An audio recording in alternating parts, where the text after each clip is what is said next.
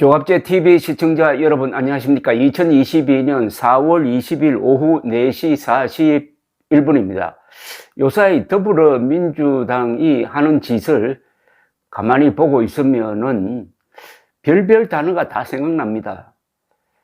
양아치, 야바위, 사기, 이것도 아주 오히려 하는 짓의 그 악랄성에 비유하면은 좋은 단어라는 생각이 들고 뭔가 좀 신조어를 만들어야 되지 않을까 하는 생각이 듭니다. 이름 확실히 잘못 붙였다는 생각이 듭니다. 문재인 대통령의 자랑에 의하면은 더불어민주당을 만드는데 김일성주의자 신영복의 도움이 있었다고 합니다. 김일성주의자 신영복이 장명에 관계한 당이라고 그러면은 그 행태가 누구를 닮겠습니까? 그런데 문득 또 다른 단어 하나가 생각납니다. 이건 좀 고상한 이야기인데 셰익스피어의 작품을 분석한 문학가들이 하는 이야기가 있습니다. 악은 스스로를 드러낸다. 그게 셰익스피어의 작품의 중심 테마라는 겁니다. 악은 누가 캐내는 것이라기보다는 스스로 자신의 모습을 적나라하게 드러낸다. 이걸 또 간단하게 이야기하는 방법이 있습니다. 자충수다. 스스로 함정을 파고 스스로 거기에 빠진다. 저는 요사이 이 더불어민주당이 망가지는 게 좀 통쾌하기도 하면서 측은하기도 합니다. 아, 이런 인간 집단이었구나. 이들을 이렇게 만든 게 무슨 이념일까? 계급투쟁론? 계급투쟁론의 핵심은 작당하는 거죠. 자기 편끼리 작당해놓고 간판 근사하게 겁니다. 사람이 먼저다 이럽니다. 근데 지난 5년간 법 집행한 걸 보면은 어떤 식으로 했느냐? 우리 편 사람이 먼저다 이렇게 된 겁니다. 그런 식의 법 집행을 해놓았으니까 얼마나 나쁜 짓과 범법 행위가 많았겠습니까? 그러니까 막판에 대통령 임기 20일 정도 남겨놓고 지금 하는 짓이 검찰 수사권 완전 박탈 법안을 무리하게 추진하고 있는데 곳곳에서 장벽을 만나고 있습니다. 법사위 소속인 민주당 출신인 무소속 양향자 의원이 일종의 양심선언을 통해서 나는 이런 꼼수적 법안 처리에 협조할 수 없다는 입장문을 냈습니다. 여기에 이제 대안이 또 나왔습니다. 이 대안이 또 꼼수입니다. 꼼수에 또 꼼수가 하나 나왔습니다. 성경에 참 유명한 이야기가 있습니다. 거짓이 거짓을 부르고 결국 사망에 이른다고 했습니다. 이 사망은 민주당이 앞으로 더불어민주당 이름으로는 영원히 집권하지 못하거나 한 적어도 100년은 집권하지 못한다. 그것 아니겠습니까? 국회 법제사법위원회 소속 민형배 의원이 오늘 더불어민주당을 탈당을 했습니다. 느닷없이 탈당을 했어요. 민주당이 검수완박 법안을 강행 처리하기 위한 조치로 풀이됩니다. 이에 대해 비난이 쏟아지는데 우선 그 비난부터 먼저 좀 소개를 하겠습니다. 국민의힘 이유동 상근 부대변인은 반민주적 행태라고 점잖게 이야기를 했는데 페이스북에 온갖 꼼수란 꼼수는 다 쓴다. 이 정도면은 4.4 5.18 개헌에 버금가는 반민주적 행태다. 더불어민주당에서 민주를 빼야 할 것 같다. 그럼 민주 빼면 더불어당 이래 되네요. 이거 4.4 5.18 개헌 이야기가 나왔는데 이게 또 고사입니다. 옛날 이야기입니다. 1954년 당시 집권 여당인 자유당이 이승만 대통령이 삼선할 수 있도록 하는 길을 열기 위해서 건국 대통령에 관한 한 제한 조치를 적용하지 않는 그런 헌법 개정안을 냈습니다. 당연히 국회 제적의원의 3분의 2의 찬성을 얻어야 되는데 당시 제적의원 203명 중에서 3분의 2는 어떻게 되느냐면 정확하게 계산하면 135.33입니다. 그러면 135.33이라는 사람은 없으니까 당연히 136명이 찬성을 해야 되죠. 그런데 공교롭게도 135명만 찬성을 해가지고 이게 부결이 됐습니다. 부결 선포를 했는데 그 뒤에 요거는 4.4.5입에 해당한다. 그러니까 135.33에서 33은 그럼 버려버리고 135명으로도 충분히 가결이 된다 해가지고 이걸 흔히 4.4.5입이라고 그럽니다. 나중에 며칠 뒤에 가결을 선포를 했습니다. 그래서 이 사안을 4.4.5입 개헌이라고 이렇게 부릅니다. 그게 결국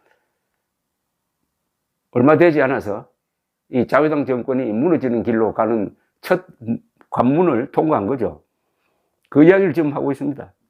국민들이 지켜보고 있다. 더럽지 않나. 국민을 보고 정치하시라라며 기회는 균등하고 과정은 공정하고 결과는 정의로울 것이다. 문재인 대통령이 취임사에서 했던 말이다. 임기 20일 남았다. 과연 저 말대로 얼마나 문재인 정부가 그리고 여당인 더불어민주당이 지켰는지 되돌아보시기 바란다. 이게 너무 한가한 논평입니다.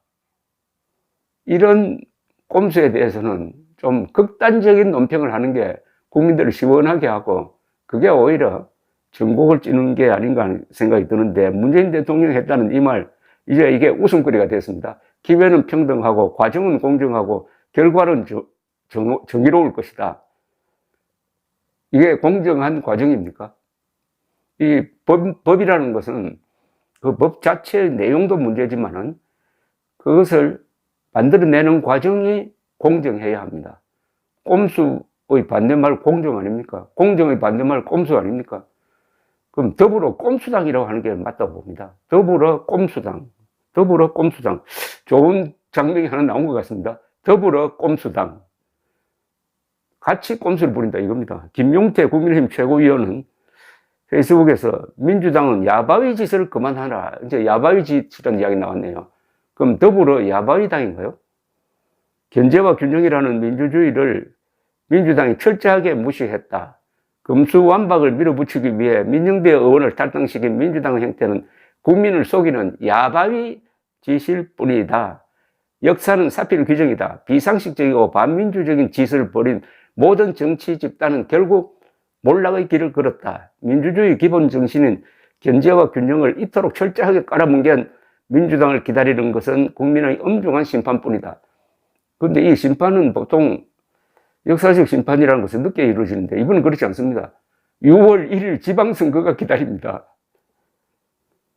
이 찬성하는 사람 물론 있죠. 민주당 소속 이용석 광주시장은 페이스북을 통해 민주당의 당론인 금수완박을 국회에서 통과시키기 위해서 탈당이라는 자기 희생을 보여주신 민정배 의원의 결단을 높이사고 외롭지 않도록 광주 시민이 함께하겠다.